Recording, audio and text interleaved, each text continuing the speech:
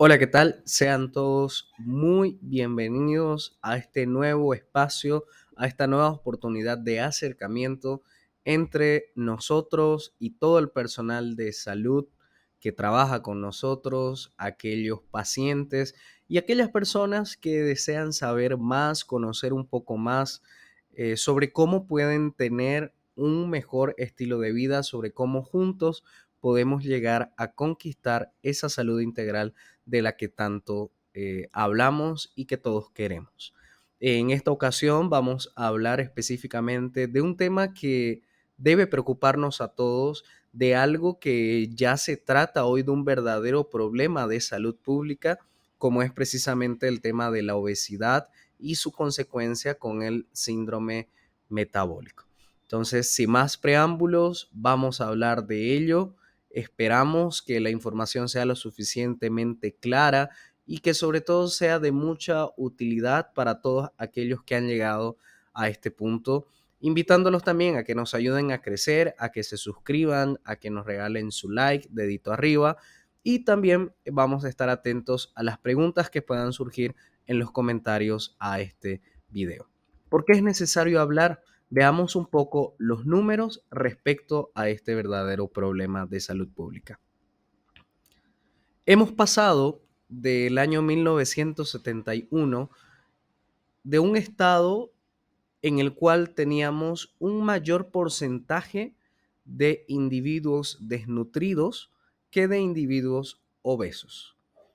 Al día de hoy, en este caso el cuadro que tenemos en pantalla es un cuadro del 2014, pero hoy 2024, la cifra es totalmente contraria. El número de desnutrición, si bien ha seguido creciendo, el que ha aumentado significativamente y ha sobrepasado al número de desnutridos es el número de obesos. Y la pregunta que nos podemos hacer es ¿por qué está ocurriendo esto? ¿En qué estamos fallando? ¿Qué estrategias estamos usando? Y es precisamente por esto que estamos debatiendo de este tema. Estas nuevas cifras que nos da el Atlas Mundial de la Obesidad son las que realmente nos preocupan y las que nos hacen ahondar más sobre el tema y buscar nuevas estrategias para poder dar solución. De 41 millones de muertes causadas por enfermedades no transmisibles, 5 millones están relacionadas a un elevado índice de masa corporal. La cifra hoy es de 1.5 billones de adultos que tienen sobrepeso o algún grado de obesidad. En el caso de América, tomando en cuenta desde América del Norte hasta América del Sur, tiene una prevalencia de 71% de sobrepeso y obesidad. Vale decir de que en América estamos hablando de que más de la mitad de la población tiene sobrepeso o algún grado de obesidad. Y las previsiones son todavía más alarmantes, ya que esta cifra de 1.5 billones se estima de que suba a 3.3 billones para el año 2035, es decir, de aquí a tan solo 10 años. Un crecimiento de 1.8 billones en ese periodo de tiempo. Y en el caso de los niños y adolescentes, se calcula de que 750 millones de ellos tengan sobrepeso o algún grado de obesidad. Este post que hace el Instituto Nacional de Pulmón, Corazón y Sangre de Estados Unidos nos hace ver una especie de resignación ante este tema y ante estas cifras que cada vez suben más, donde este estudio nos dice que aquellas personas que tengan sobrepeso, que no tengan una amplia circunferencia abdominal y que tengan menos de 2 factores de riesgo, es preferible de que eviten ganar peso a que se esfuercen tanto por perder peso. Cuando esta información es interpretada de una manera errónea, imaginémonos las consecuencias que puede causar en nuestros pacientes, las consecuencias que puede causar en nuestra propia vida.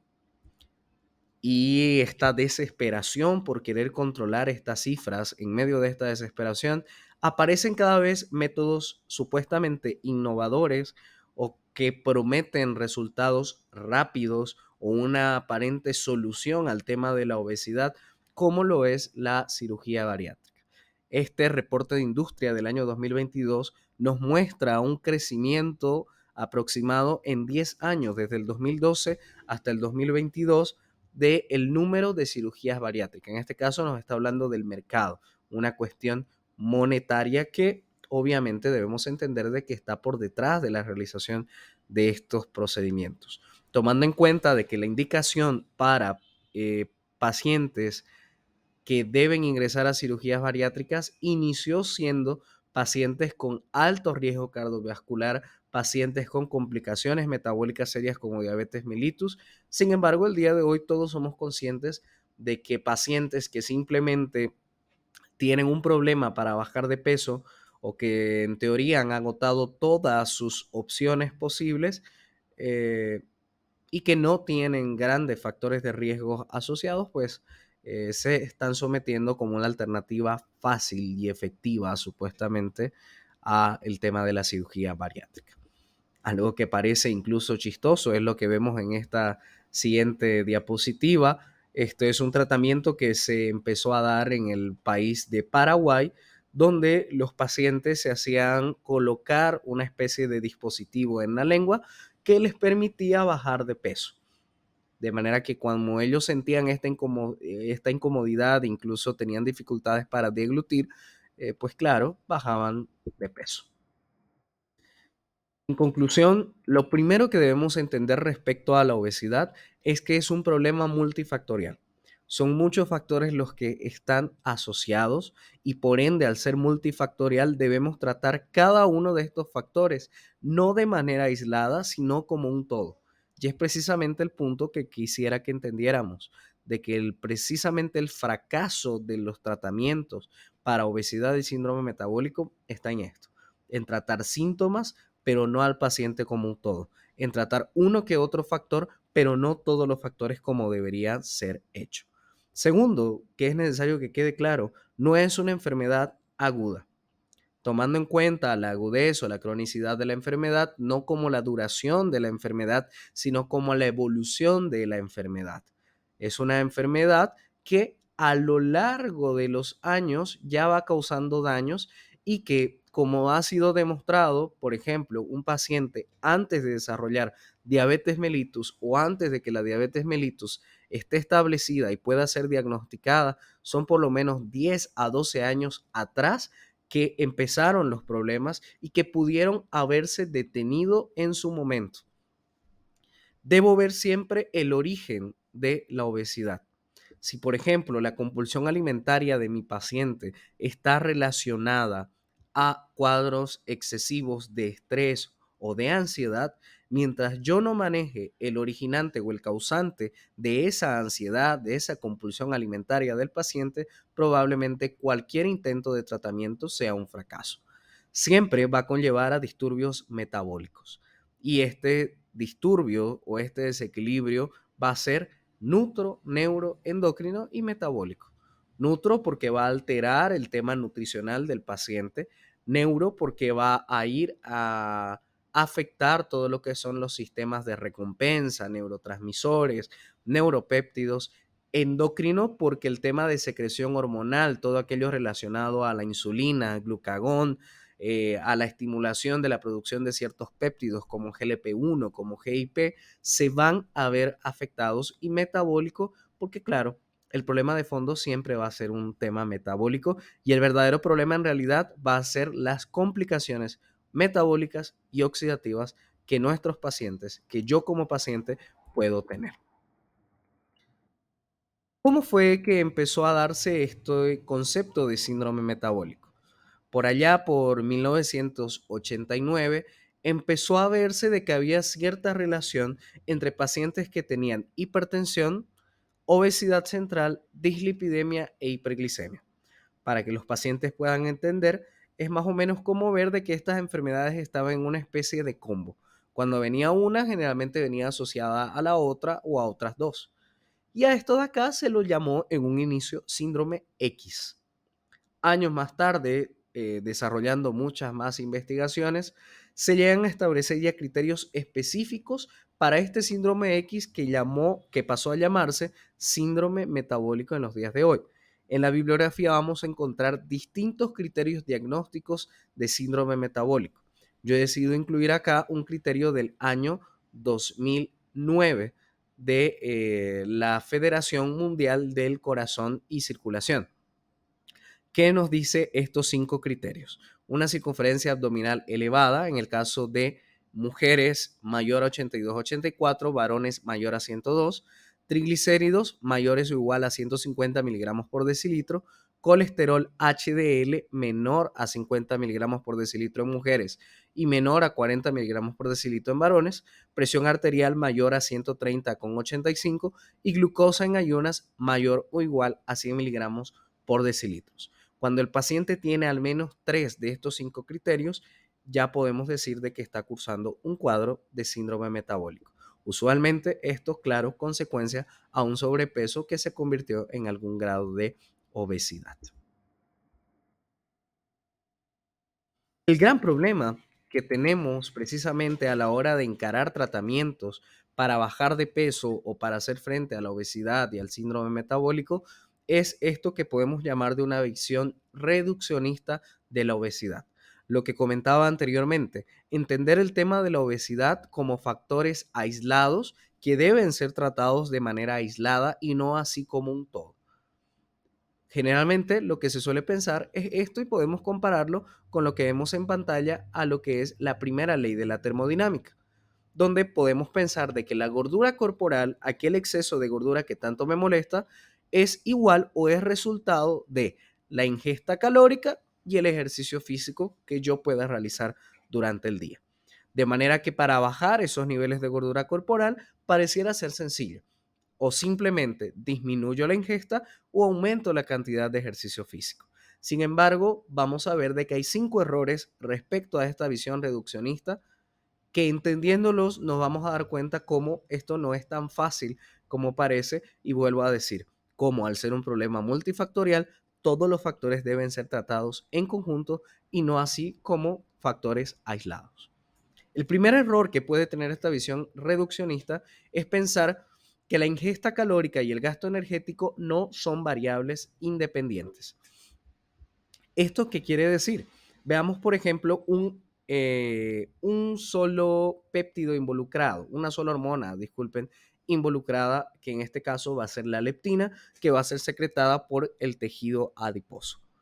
Esta hormona secretada, esta sustancia secretada por el tejido adiposo llamado leptina, va y se une a nivel hipotalámico a su receptor, al receptor de leptina.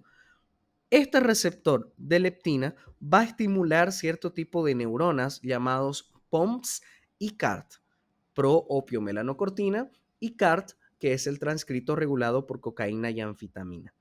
Este, a su vez, envía señales al sistema gastrointestinal para que se empiecen a expresar más aquellos péptidos que causan saciedad, como la colecistoquinina o CCK o el péptido YY, y disminuyan aquellos péptidos que dan hambre, aquellos péptidos orexígenos como el neuropéptido Y. ¿Esto qué va a dar como resultado? Una disminución de la ingesta y un aumento en el gasto energético. Recapitulando para que entendamos de mejor manera. La leptina secretada en el tejido adiposo, al ser al tejido adiposo un órgano de reserva energética, señaliza al hipotálamo para que empiece a disparar señales que eleven aquellas sustancias que causan saciedad y disminuyan las señales de hambre. ¿Cuál va a ser la consecuencia de este movimiento? Que haya una disminución en la ingesta y un aumento del gasto energético, ya que el cuerpo entiende que tiene suficientes cantidades de reserva energética. ¿Qué pasa cuando aplicamos un déficit calórico o el paciente inicia a perder peso? Al bajar de peso, el paciente va a empezar a perder tejido adiposo. Por ende, va a empezar a disminuir la expresión de la leptina. Al haber menos leptina, esta leptina no puede señalizar a los neuronas por ICART y eso hace de que a nivel gastrointestinal aumenten las señalizaciones de péptidos orexígenos o que dan hambre y que disminuyan las señalizaciones de péptidos que quitan el hambre. ¿Cuál va a ser el resultado de esto? Un aumento en la ingesta y una disminución del gasto energético. Una comparación para que podamos entender de manera fácil esto es, ¿qué pasa cuando ya yo estoy llegando casi a final de mes y el salario se me va acabando? ¿Qué es lo lógico? ¿Que yo gaste más o que yo empiece a querer ahorrar?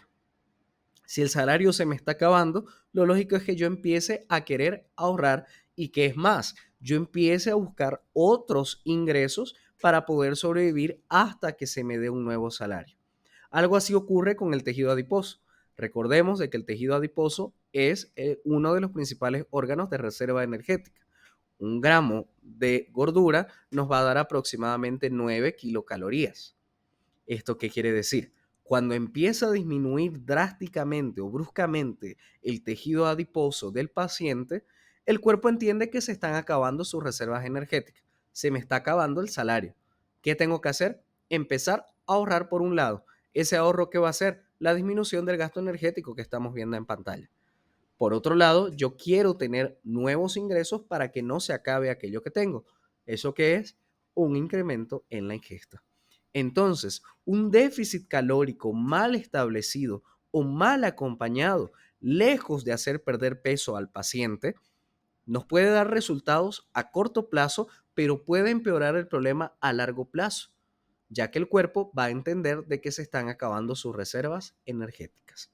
Es por esta razón de que vemos pacientes que bajan de peso drásticamente, se ponen a hacer las famosas dietas de 1000 calorías, 800 calorías, empiezan a cuidarse excesivamente, quitan completamente ciertos grupos nutricionales como los carbohidratos y lógico, esta restricción hace de que haya una disminución significativa en el peso corporal. Sin embargo, no estoy discriminando cuál es la composición corporal, qué porcentaje de grasa, qué porcentaje de músculo ha bajado el paciente. Este bajón de peso va a ser de que, perfecto, el paciente durante 2 o 3 semanas empieza a perder peso, llega a un punto de estancamiento, se rinda en su tratamiento y finalmente termine ganando mucho mayor peso que con aquel que inició y vamos a ver precisamente cuál puede ser el mecanismo por el cual se da esto de la recidiva de la obesidad. Entonces, este primer error respecto a la visión reduccionista es esto, considerar de que el gasto energético y la ingesta calórica son variables independientes, cuando estamos viendo de que no son así. Cuando una se mueve, el otro también. El segundo error o que no se considera es que el gasto energético no lo determina en su mayoría la actividad física. Acordémonos de la versión reduccionista nuevamente. Decíamos de que la gordura corporal es igual a la ingesta calórica menos la actividad física. De manera que probablemente si yo aumento mi actividad física, soluciona el problema de la gordura corporal. Pero nos vamos a dar cuenta de que la actividad física es solo un porcentaje y no el mayoritario del gasto energético total. ¿Qué es el gasto energético total? Es la cantidad de energía que nosotros utilizamos durante el día para cumplir todas las actividades, desde que yo me despierto hasta que yo me acuesto e incluso cuando estoy durmiendo. Es el total de energía que yo voy a utilizar para vivir. Esta energía sabemos que va expresada en forma de ATP y puede estar almacenada, puede venir o por los alimentos o puede estar en ciertas reservas energéticas como el glucógeno o el tejido adiposo precisamente. Este gasto energético total se va a dividir en 3 fracciones. La primera, la actividad física, que va a significar entre un 10 al 30% del gasto energético total. Un 10% la actividad termogénica de los alimentos y un 60%, ¿esto qué quiere decir? La mayor cantidad del gasto energético total lo va a determinar aquellos que llamamos tasa metabólica basal. Preguntarán, ¿qué es la tasa metabólica basal? Es aquella cantidad de energía que yo necesito para hacer aquellas actividades que son, vamos a decirlo así para que se entienda mejor, inconscientes. Mientras estamos durmiendo, podemos pensar de que no tenemos un gasto de energía. Sin embargo, el cuerpo necesita cierta porción de energía para continuar haciendo metabolismo, para continuar haciendo los procesos que yo realizo de manera involuntaria, como por ejemplo la respiración, los latidos cardíacos, síntesis, resíntesis de proteína, catabolismo de las sustancias que hemos podido comer en la cena, en fin. Entonces, la tasa metabólica basal va a ser esa cantidad de energía que yo necesito como mínimo para vivir, sin hacer, ojo, no estamos tomando en cuenta la actividad física que yo haga. Cuando hablo de actividad física, no hablo precisamente del ejercicio físico, sino aquella actividad física que tenemos a diario, caminar un poco, subir, bajar gradas, etcétera. La tasa metabólica basal es esa porción de energía mínima que yo necesito para vivir. ¿Y quién va a determinar cómo está o cómo se mueve esta tasa metabólica basal? Va a ser precisamente una glándula muy importante llamada tiroides, donde tengo que estar mirando cómo está el metabolismo tiroidiano. La TSH, que va a ser la hormona a nivel hipotalámico, que va a señalizar al órgano efector, en este caso a la tiroides, para la secreción de T3 y T4. T4 como la forma inactiva de la hormona y T3 como la forma activa de la hormona. Ahí he dejado algunos criterios diagnósticos para aquel personal médico que pueden utilizar a la hora de evaluar al paciente. Para aquellos pacientes que nos están viendo, lo que tienen que saber es que el funcionamiento de la glándula tiroides va a determinar cómo está esta tasa metabólica basal. ¿Y por qué es importante que esta tasa metabólica basal esté bien? Porque ella va a significar la mayor parte del gasto energético total.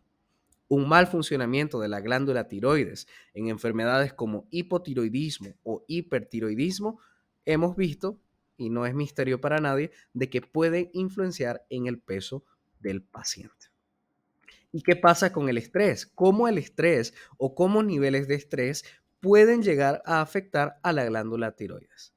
Hemos dicho de que la TSH, que es la hormona que se libera a nivel hipotalámico, tiene que señalizar a la tiroides para que ella libere T4 y esta T4 pueda convertirse en T3, que es la forma activa de la hormona que va a ejercer sus efectos sobre otros órganos. Un 60% del total del 100 de esta T4 se convierte en T3 libre y un 40% se convierte en T3 reverso. Una forma, vamos a decirlo, como de almacenamiento, pero que no tiene una actividad significativa. No es una forma metabólicamente activa. Para que esta T4 se convierta en T3, la forma activa, necesita unas enzimas llamadas deyodinasas de tipo 1 y de tipo 2. Estas enzimas, para funcionar, necesitan de dos minerales, el selenio y el zinc. Eso por un lado, respecto a la tiroides. Vámonos ahora al estrés.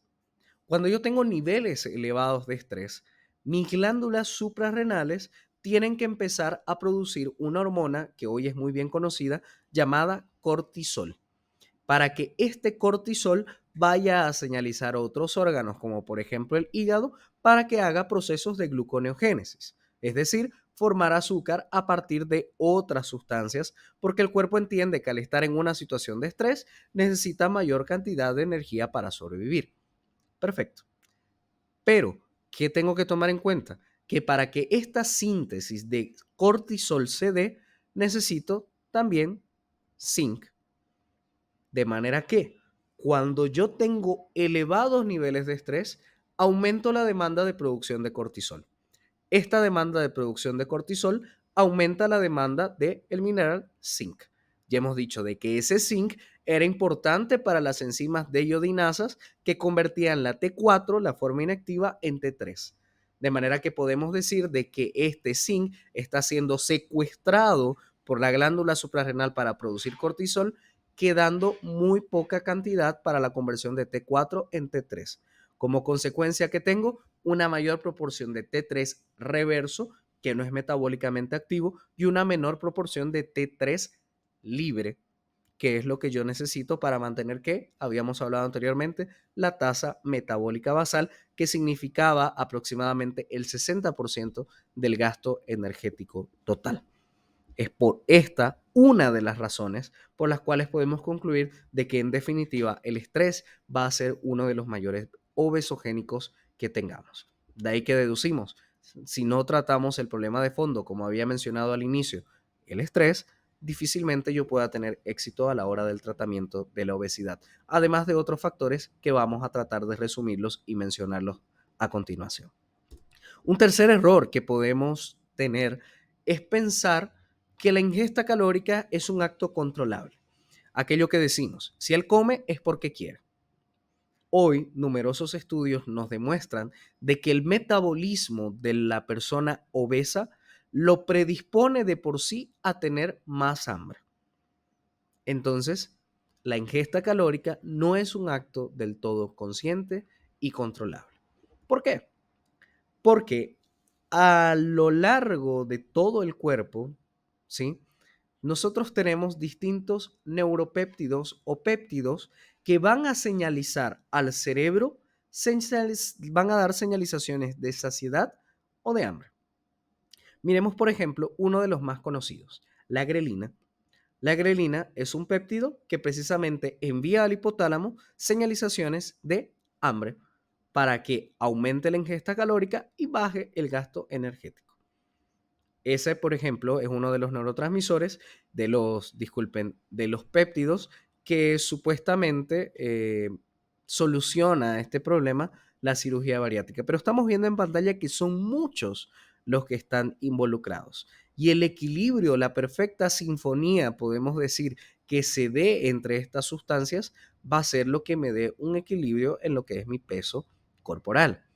Entonces, debo tener en cuenta que son muchos. Hay muchos más allá de grelina. Está el péptido YY, colecistoquinina, neuropéptido Y, la misma leptina, la insulina, los hoy tan conocidos GLP-1 y GIP, que se han puesto, podemos decir, de moda gracias al lanzamiento de estos productos o a la comercialización masiva de estos productos liraglutida y semaglutida, estos análogos de estas incretinas. Pero por otro lado, además de estos péptidos, tenemos neurotransmisores. Un desequilibrio en estos neurotransmisores puede llevar a aumento también de señales orexígenas, es decir, de hambre, o un aumento de señales de saciedad. ¿Quién no ha escuchado alguna vez que una persona, por ejemplo, depresiva, puede tener ataques de ansiedad de compulsión alimentaria? O aquella persona depresiva que puede tener una falta de hambre, aquel que no come. Entonces, tiene mucho que ver este sistema de neurotransmisores con cómo puede estar el hambre de mi paciente. Y aquí volvemos a tratar el tema del estrés. Hablábamos ya del cortisol. Una de las funciones que va a tener el cortisol sobre otros órganos va a ser precisamente aumentar el proceso de gluconeogénesis, es decir, de fabricar glucosa a partir de otras sustancias, como por ejemplo los mismos aminoácidos, o glucogenólisis, quebrar las reservas energéticas almacenadas en forma de glucógeno. Y aumento de lipogénesis, es decir, del tejido adiposo, aquello que ya más o menos explicaba al inicio. Cuando yo estoy en situaciones de estrés, el cuerpo entiende que necesita más energía. ¿Y cuál habíamos dicho que es una de las mayores fuentes energéticas? Precisamente el tejido adiposo. Es por esta razón que el cuerpo va a empezar con sustancias como el cortisol a señalizar de que se dé una mayor síntesis de grasa, a una mayor síntesis de tejido adiposo. Por otro lado, este cortisol también empieza a estimular a las células parietales del estómago para que empiecen a producir más ácido clorhídrico, aquella sustancia ácida que está en el estómago y que ayuda a degradar los alimentos. Al aumentar el ácido clorhídrico, va a disminuir el pH gástrico. Voy a tener un pH demasiado ácido. Estas sustancias que van y se mezclan con el alimento en el estómago, luego van a pasar al intestino, que va a recibir ahí en la parte más cercana al estómago del intestino, van a recibir una descarga, podemos decirlo, de sustancias como por ejemplo el bicarbonato o la colecistoquinina, que van a tratar de compensar estas variaciones de pH que fueron alteradas precisamente por el cortisol a nivel del estómago.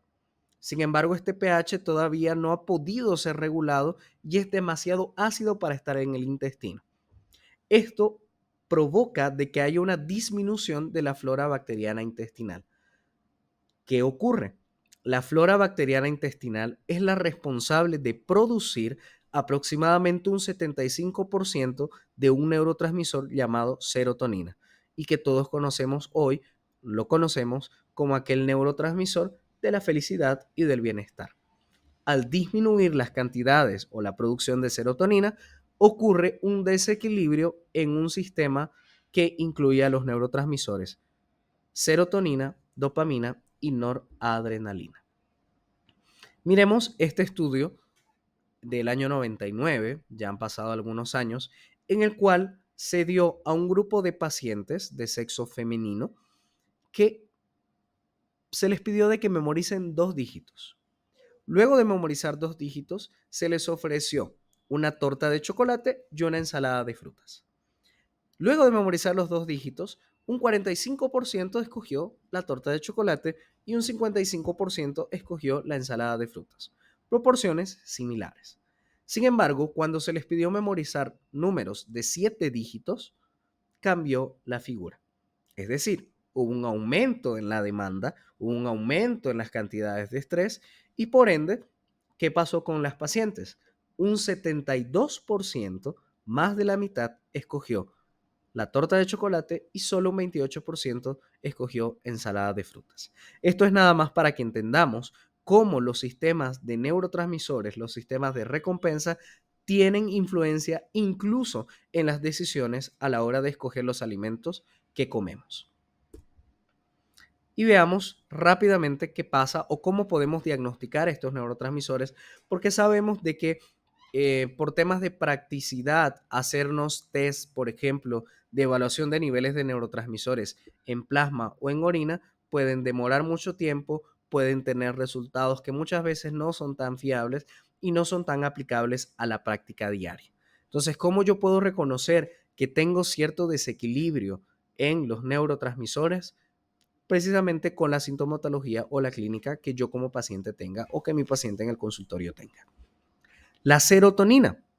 Un paciente que tiene una deficiencia, un déficit de serotonina, va a ser un paciente depresivo, marcadamente, que tenga una compulsión por carbohidratos, el deseo va a ser por carbohidratos preferentemente, y una ansiedad vespertina, es decir, que se acentúa en horas de la tarde.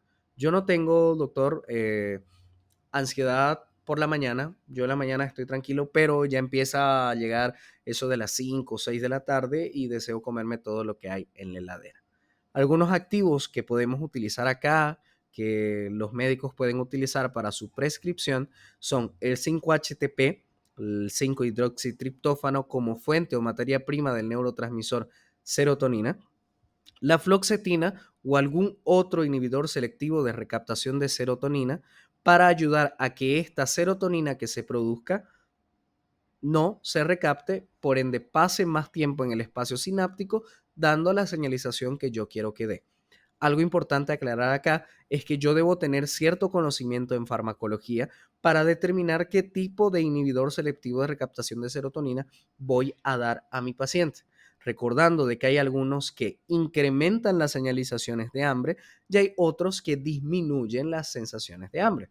Por ejemplo, la fluoxetina puede ser más indicada en pacientes que tienen cuadros de ansiedad, que están comiendo mucho.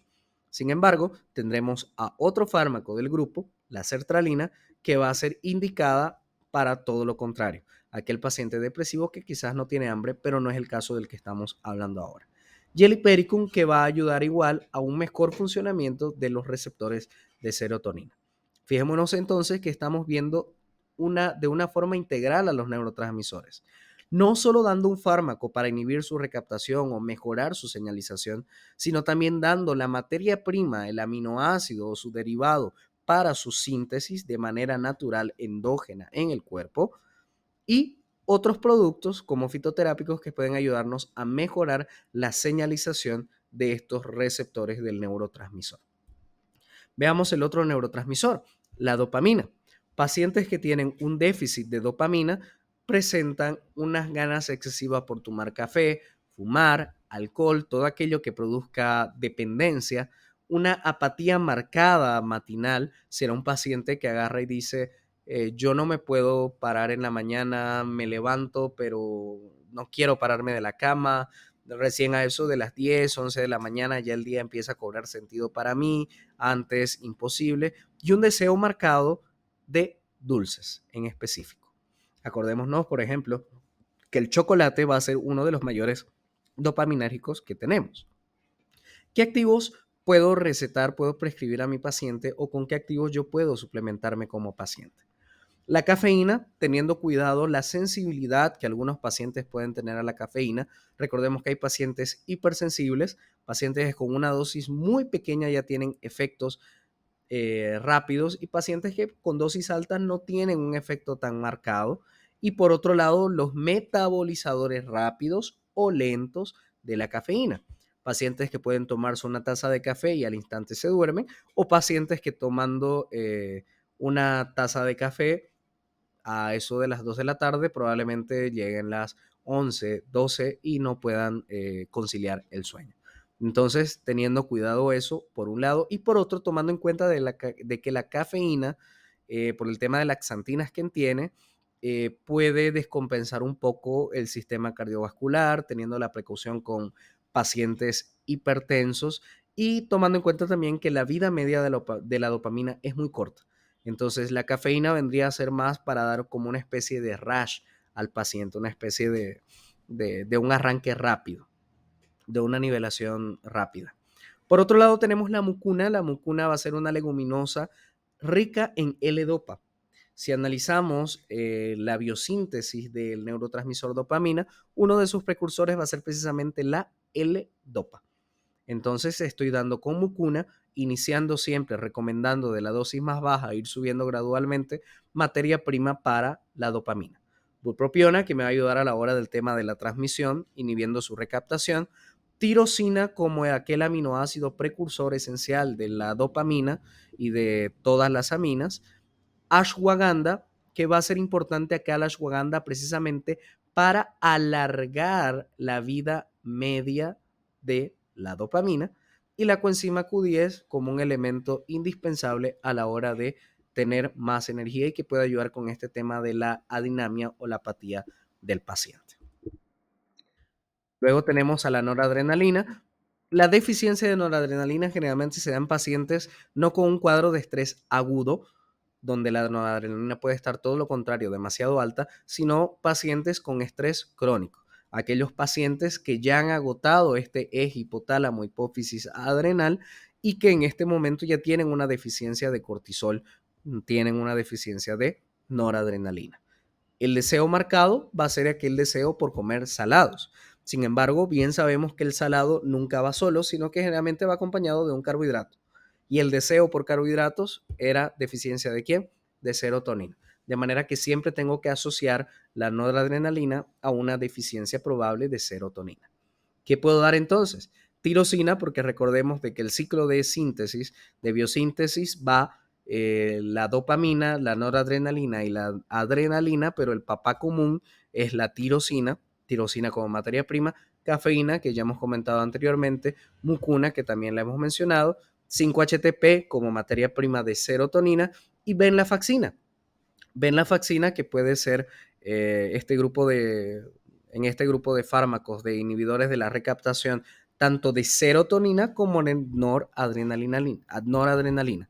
Veíamos en el tema de la serotonina que utilizaba un ISRS, como por ejemplo la fluoxetina, duloxetina, sertralina. En este caso escogíamos la fluoxetina porque disminuía las señales de hambre del paciente. Pero en este caso, ya que necesito modular tanto serotonina como noradrenalina, la venlafaxina puede ser una interesante opción. Puse ahí como interesante dato porque habrá que estudiar un poco más el tema de la sibutramina, debido a los distintos efectos adversos que se reportaron en el tema de salud cardiovascular, pero es algo que habrá que tocar con pinzas y que habrá que analizar más profundamente. Por último, tenemos al GABA. El GABA, recordemos de que es el neurotransmisor inhibitorio más abundante en el organismo. Aquel paciente que tiene una deficiencia de GABA es un paciente irritable, angustiado e intolerante en todo momento. ¿Qué activos puedo recomendar acá? La L-teanina, que va a ser un aminoácido sintetizado en algunas plantas, como por ejemplo el té verde, que va a ayudar, va a estimular la producción de precisamente el GABA en dosis de 120, 360 miligramos. Phenibut, que puede ser un adaptógeno creado por los rusos, que se le daba a los astronautas precisamente para disminuir los niveles de estrés, pero sin causar la somnolencia que, por ejemplo, podría producir la administración de un benzodiazepínico. Y el topiramato, que también me va a ayudar con el tema de la transmisión GABAminérgica. Conclusión de los neurotransmisores. Ustedes me dirán, yo a veces tengo pacientes o yo mismo tengo muchos de los síntomas que acaba de mencionar. ¿Será que tengo un desequilibrio en varios neurotransmisores? Generalmente es así. Este tratamiento no puede ser hecho solamente para un neurotransmisor aislado, porque como hemos visto, ellos están muy interconectados entre sí.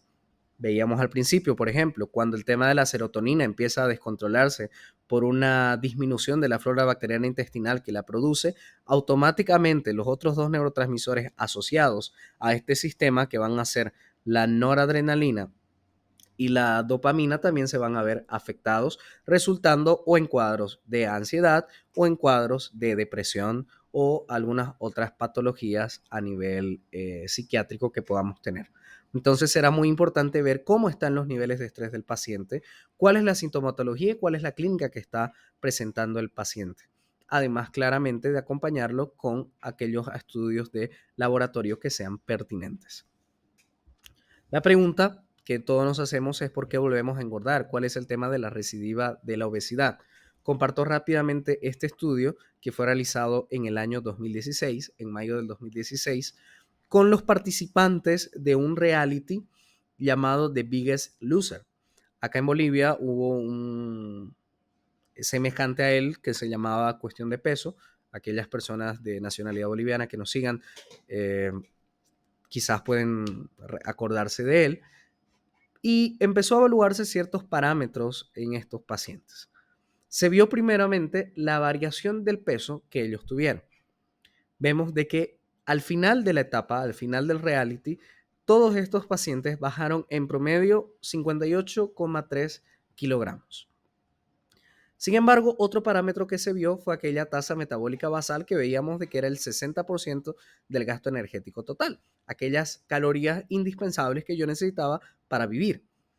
Al inicio de la etapa, ellos tenían una media de tasa metabólica basal de 2.607 calorías. Al final de la etapa, bajando los 58,3 kilogramos, ellos bajaron esta tasa metabólica basal a 1.996 calorías. ¿Esto qué quiere decir? Que necesitaban menos calorías para sobrevivir. Ok. Luego de 6 años, se volvió a hacer la medición de estos dos parámetros a estos pacientes. Y se vio de que en tema de peso corporal, ellos habían aumentado en promedio 41 kilogramos. Sin embargo, lo curioso fue que la tasa metabólica basal había bajado un poco más todavía. En realidad, si vemos los números, es como decir que se había mantenido. Y empezó a verse el tema de lo que era la composición corporal. Ya no tanto el peso como tal, sino la composición, la cantidad de masa magra y la cantidad de masa gorda o gordura corporal. En el gráfico que ustedes observan en sus pantallas, ¿qué es lo que vemos? En el periodo en el cual ellos fueron monitorizados o se les pidió de que se restrinjan de alimentos, bajaron tanto masa muscular como masa gorda o gordura. Cuando se empieza a liberar la restricción de alimentos y ellos empiezan a comer ad libitum, ellos empiezan a comer lo que quieren, inmediatamente la masa gorda, la gordura corporal, aquella línea en azul que ven en sus pantallas, empieza a subir. Pero ellos empezaron a ver hasta cuándo esto iba a subir. Esto subió de una manera constante hasta que los niveles de masa muscular o masa magra, aquello que ustedes ven en línea roja, volvió por lo menos al mismo nivel que cuando empezó. ¿Qué demostró esto? Que estos pacientes perdieron una gran cantidad de peso. Sin embargo, cuando volvieron a ganar el peso, tenían una composición corporal aún peor que cuando iniciaron el proceso de bajar de peso. Lo que nos demuestra que no se trata mente de bajar un número en la balanza, sino de ver cómo está la composición corporal de mi paciente para tener resultados a largo plazo y que no nos ocurra aquello que vemos en este estudio, de que el paciente luego de bajar de peso vuelva a recuperar el peso y con una composición corporal mucho peor que cuando inició el tratamiento. Entonces, ahí es donde nace un nuevo concepto. No existe una definición de este término, pero podemos unir las definiciones de ambos términos, obesidad y sarcopenia, para dar este nuevo concepto de obesidad sarcopénica. Es decir, aquel paciente que tiene un exceso de gordura, pero tiene una disminución significativa de la masa magra. ¿Cómo yo puedo determinar que un paciente es obeso? Precisamente el mejor indicador es el índice de masa corporal. Sin embargo, ¿cómo yo puedo determinar sarcopenia? Son tres parámetros que yo debo observar. La pérdida de la masa magra, que lo puedo observar en una evaluación antropométrica, la disminución de la fuerza y la disminución de la resistencia y funcionalidad. Este cuadro nos muestra en resumen cómo podemos ayudarnos para determinar en qué grado de sarcopenia puede estar el paciente. Si es un grado de presarcopenia, sarcopenia o sarcopenia severa.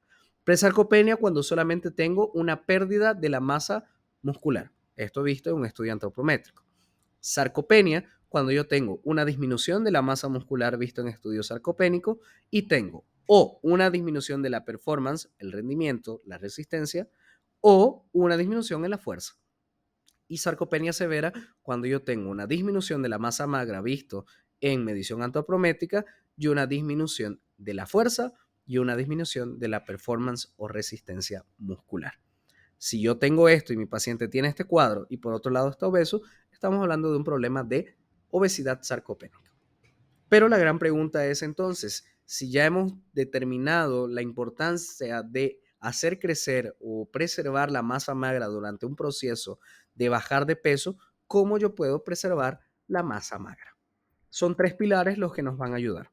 En primer lugar, claro, la actividad física. Aquí yo debería analizar qué tipo de actividad física realiza el paciente. Aquí hay la discusión entre si es mejor la actividad física aeróbica o anaeróbica, pero yo debo más que ver eso, tengo que ver metabólicamente hablando cómo está el paciente. Es decir, cuál va a ser la fuente energética primordial durante la actividad física del paciente. Y esto recordemos de que hay dos variables claves a analizar. Por un lado, la resistencia o la fuerza del entrenamiento y por otro lado, el tiempo. Una de las ayudas más fáciles que podemos tener es el tema de la frecuencia cardíaca máxima, que la podemos calcular disminuyendo la edad a 220. Esto nos va a dar la frecuencia cardíaca máxima. Una frecuencia cardíaca máxima entre el 60 y el 65% puede ser interesante a la hora de perder peso o significar un ejercicio moderado. Además, por otro lado, la actividad física, recordemos que disminuye el tema de resistencia a insulina, pero hay un problema que yo debo monitorear en el paciente y es que pueden aumentar las señales orexígenas o de hambre. Segundo, el consumo de proteínas, aproximadamente de 1,6 a 1,7, otra bibliografía nos dirá hasta 2 gramos de proteína por kilo peso.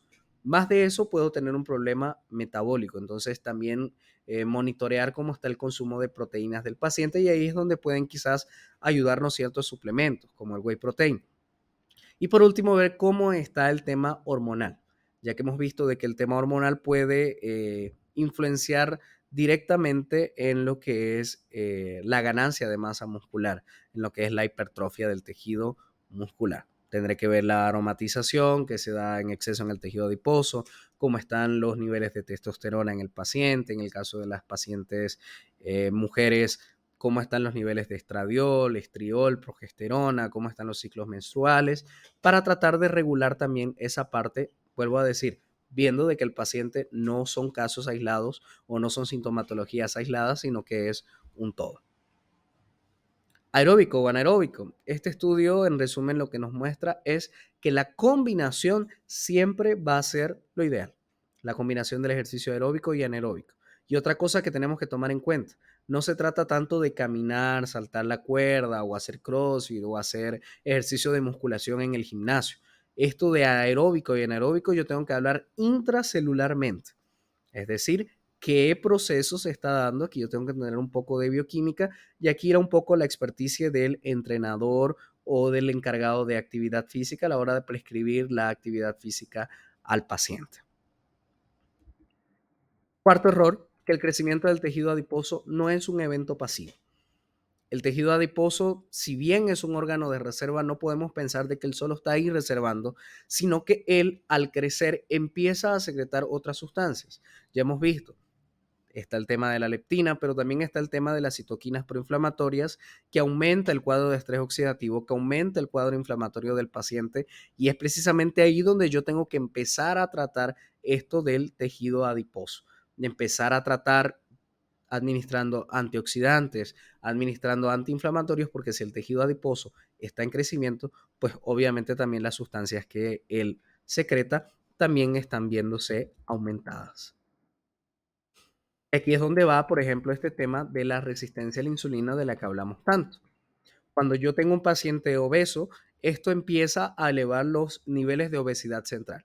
Empieza a aparecer el tejido adiposo en exceso. Esto de acá produce grandes cuadros de inflamación y estrés oxidativo.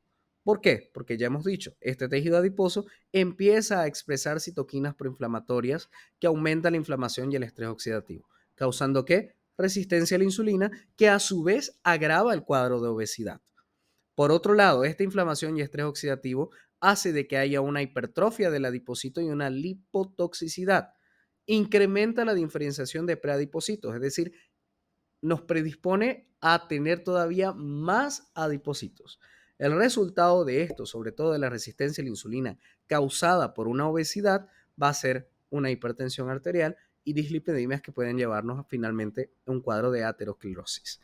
Entonces, es un problema multifactorial, vuelvo a decir, que tiene que ser tratado de múltiples puntos de vista. Un producto rápidamente que podemos recomendar es la curcumina, que nosotros sabemos.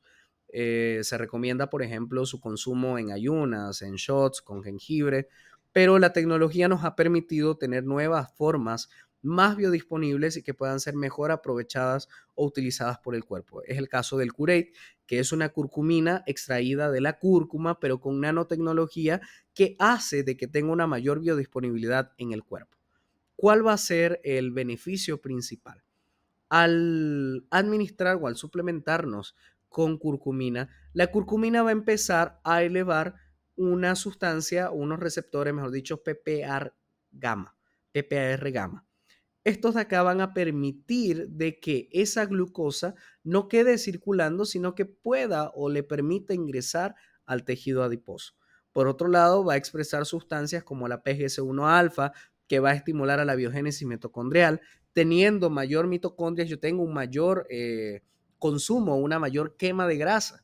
Recordemos que ese gran proceso del que hablamos de lipólisis o la quema de gordura, esa oxidación de gordura, se tiene que dar dentro de la mitocondria. Si yo tengo un tejido adiposo pobre en mitocondrias, este proceso no se va a dar. Entonces yo tengo que tomar algo, yo tengo que suplementar algo o mis propios hábitos de vida tienen que estimular a que haya una biogénesis mitocondrial para que se dé este proceso que se puede llamar del Beijing y luego del Beijing del Browning del tejido adiposo. Un tejido adiposo blanco que luego se convierte en un tejido adiposo beige por mayor cantidad de mitocondrias que elevan la oxidación de la grasa y finalmente termina convirtiéndose en un tejido adiposo marrón. Un tejido adiposo que sí proporciona gran cantidad de calor y que sí es metabólicamente bastante activo.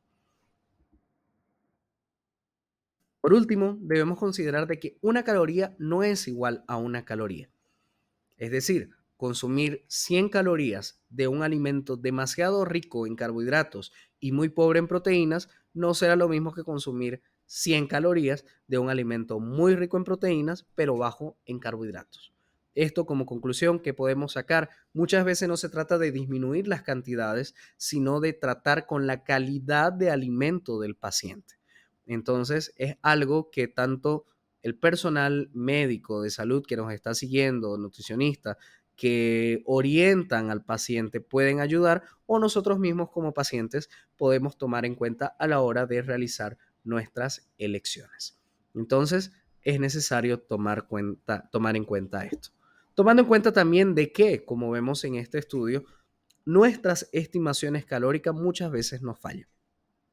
Este es un estudio interesante del año 2013, donde se dio sándwiches con la misma cantidad de calorías, pero uno de una marca de comida chatarra y otro de una marca que puede parecer saludable. Por un tema de interés, no voy a mencionar la marca, pero pueden verlo en la pantalla. Las calorías eran las mismas. Sin embargo, los pacientes siempre catalogaron al sándwich del restaurante de comida rápida, comida chatarra, como si tuviera mayor cantidad de calorías que el otro restaurante que por un tema de marketing me vende como si fuera un producto saludable. Sin embargo, los dos tenían la misma cantidad de calorías. Entonces, ahí va la importancia de dejarnos orientar o de la buena orientación que puede realizar un buen nutricionista en este proceso de pérdida de peso. Y terminamos hablando de una de las aparentemente soluciones mágicas que se ha dado hoy, que es el tema del uso de análogos de GLP-1, de análogos de incretinas. GLP-1, para que los pacientes puedan entendernos, es una sustancia, un péptido que se empieza a secretar en el intestino. ¿El qué hace? Él va sobre todo a la zona del hipotálamo y incrementa la saciedad, disminuyendo el apetito y disminuyendo la ingesta. A nivel del páncreas, él aumenta la secreción de insulina. A nivel de tejido periférico, él va a disminuir la resistencia a la insulina y aumentar el consumo de energía. Y a nivel del sistema gastrointestinal, él va a disminuir el vaciamiento gástrico, haciendo de que el alimento pueda permanecer por más tiempo en el estómago y así pueda tener yo mayores señalizaciones de saciedad por más tiempo y disminuyendo la motilidad intestinal. Este tema es muy importante, el de la motilidad intestinal, porque ahí podemos entender el por qué uno de los principales efectos adversos del uso de estos análogos de GLP-1. La dimensión del consumo de ellos es impresionante. 2 de cada 8 adultos o 12% dice haber tomado alguna vez un análogo de GLP-1. Un tercio de los adultos ahora dice haber oído mucho sobre estos medicamentos en comparación con un 19% de julio del 2003. La mayoría de los adultos dicen que los tomaron para tratar una enfermedad crónica como diabetes o enfermedades cardíacas, que quizás es la indicación primordial para este producto. Sin embargo, 4 de cada 10 dicen que los tomaron solamente porque querían perder peso. Pero, ¿cuáles serán los efectos adversos? Debemos tomar en cuenta que son productos relativamente nuevos en el mercado que todavía están sometiéndose a procesos de farmacovigilancia, es decir, todavía se están monitoreando algunos efectos adversos asociados a su uso, sobre todo crónico. Sin embargo, ya tenemos algunos reportes de efectos adversos o side effects de estos productos, como por ejemplo colelitiasis, alteración de enzimas hepáticas, pancreatitis, insuficiencia renal, tumores principalmente en tiroides, mama y páncreas y síntomas gastrointestinales. Pacientes que se quejan porque no van al baño durante largos periodos de tiempo, empiezan a aparecer fecalomas, empiezan a aparecer hemorroides y otros problemas relacionados al intestino. Pero pareciera que no hay salida. ¿Habrá alguna alternativa natural? Y es el producto que hoy tenemos en el mercado, que es el Akermat, un fitocomplejo de capsaicinoides que tiene una múltiple acción. Estimula la producción de GLP-1, estimula su producción endógena y natural, tomando en cuenta que de los que hablamos anteriormente eran análogos de incretinas, es decir, sustancias similares o casi iguales a estas incretinas. Aquí estamos hablando de estimular su producción endógena y natural. Estimula la colonización de Akkermansia mucinífila, una bacteria que está en nuestro intestino que nos ayuda precisamente a estimular la secreción del GLP-1. Regula los niveles de leptina y grelina que ya vimos atrás, que pueden estimular las señales de saciedad y tiene una acción termogénica que es quizás por lo que más conocemos a los capsaicinoides.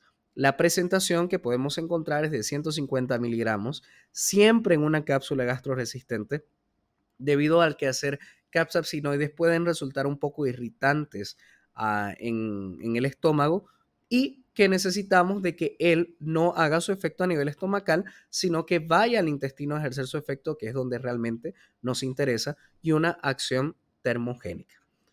Es importante también aclarar que este producto siempre viene con esta tecnología Fenumat, una especie de microcápsulas que ayudan a que yo tenga una entrega intestinal para que pueda ejercer su mecanismo de acción de estímulo de GLP-1. Entonces, es necesario que esta materia prima esté en esa forma. ¿Cómo estimula el crecimiento de Akkermansia mucinífila? Aumenta la mucosidad. Esta mucosidad viene a ser como el alimento de la Akkermansia. Entonces, la Akkermansia puede reproducirse con mayor facilidad. Aumenta REC3G, que es una proteína bacteriana intestinal que inhibe el crecimiento de otras bacterias patogénicas y aumenta el crecimiento de bacterias benéficas, teniendo como resultado un aumento de saciedad por un estímulo de GLP-1.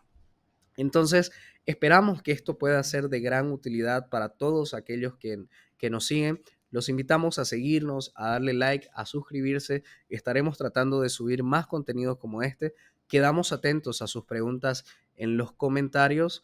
Y bueno, la idea es que todos podamos conseguir ese estado de salud que tanto queremos, que tanto anhelamos, que tanto deseamos para nuestros pacientes, para nosotros, para nuestras familias. Estamos juntos en esta lucha y como siempre decimos, no se olviden nunca que esencia funciona. Nos vemos en un próximo video.